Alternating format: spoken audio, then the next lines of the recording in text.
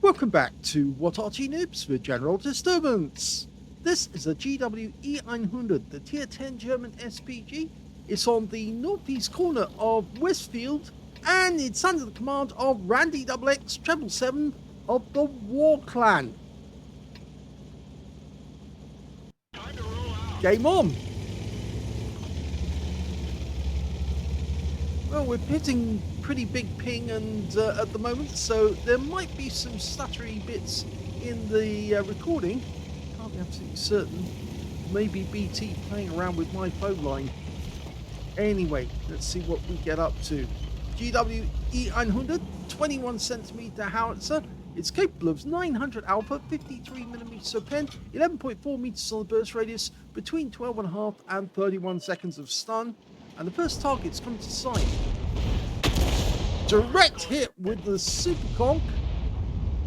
365 hit points of damage, but he had the 60 TP alongside him at the moment that he was hit, and he took some damage as well. So kind of 2 for 1 there. Buy one, get one free. Well, Super Conk is not going to last very long if he keeps doing that, because he's very low on hit points. We're loaded and we're ready to go again. Okay, getting indications for the E5, but I think we're going to hit the other one, yes. So we went for the lower one first, 292. Now the standard reload for this Arty is 37.39 seconds. But we can also tell that Randy's got a reload time 28.85. So he shaved quite a bit off that, 9 seconds off the reload. And that Super Conk is looking like he's ready to leave the game. He doesn't think so, but that is a direct hit. 283, he's lucky he's still in the game actually. That shell should have taken him out because it hit the turret, side of the turret at that. He's probably lost his gunner though off that shot alone. The loader would have been on the other side.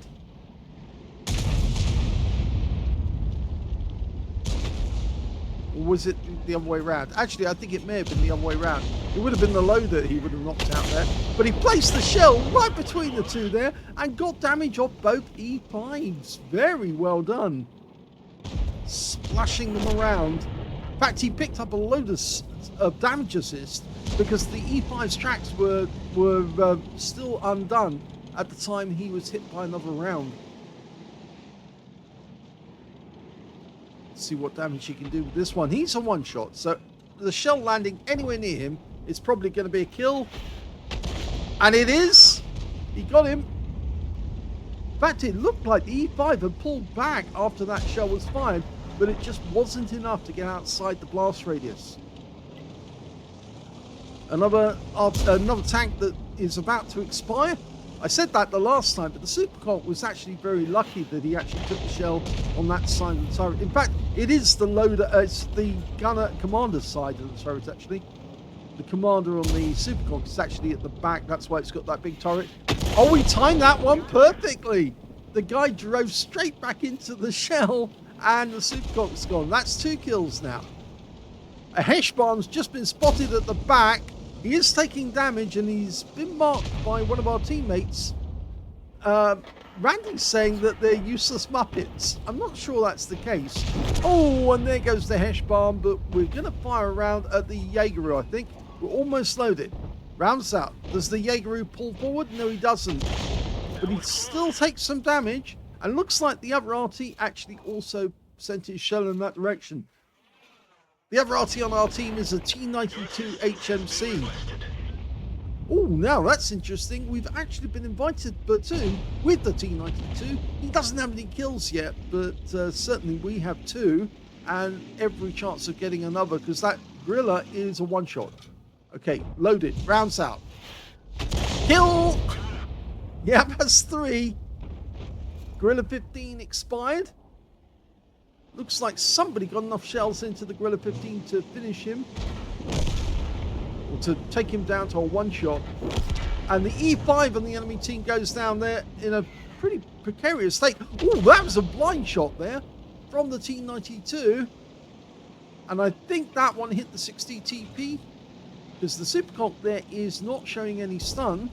But the 60 TP is probably going to show up the stun, if he's still showing stun. That was a nice solid hit. Only 345. I say only 345.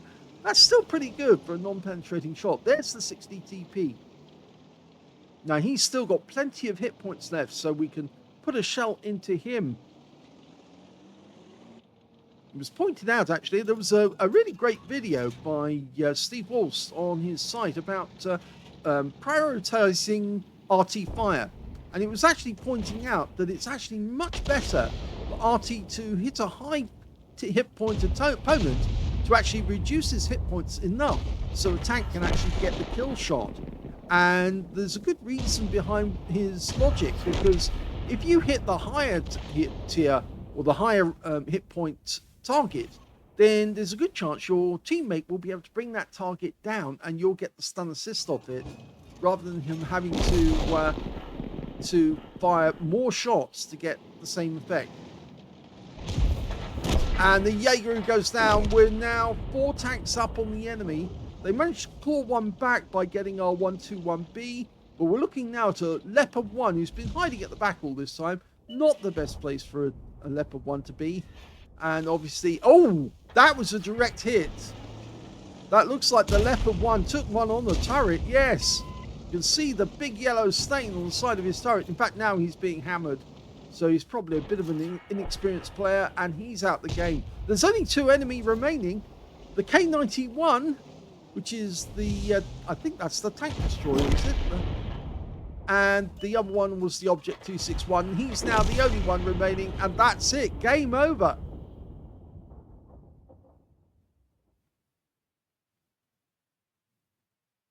Here's the end of battle stats, and that was an ace tanker game from Randy XXX777 in the GWE 100. He managed to get a bruiser medal for getting at least 5 critical hits. In fact, he managed to get 11. And he also got a Confederate medal for hitting more of the enemy than anyone else on his team. His win rate from that one, 2,484, which is Unicum standard. Let's have a look at team score. Well, we can see he didn't get the highest damage in the game. That went to the Object 277 on our team. 3,414 hit points of damage. Second highest damage turned out to be the Viz55 with 3,289. And the third highest, well, that was the K91 on the enemy team with 3,264. When it came to Randy, he managed 2,394. He beat all but 3 on the enemy team, and there was 5 on the enemy team, on his own team rather, that were ahead of him, which means he's in 9th place when it comes to damage. When it came to kills, though, he shared the top spot, because the 277, the UDIS 1516, and Randy got 3 kills each. 2 kills went to the Viz 55, the Leopard 1 on the enemy team, and the T110E5.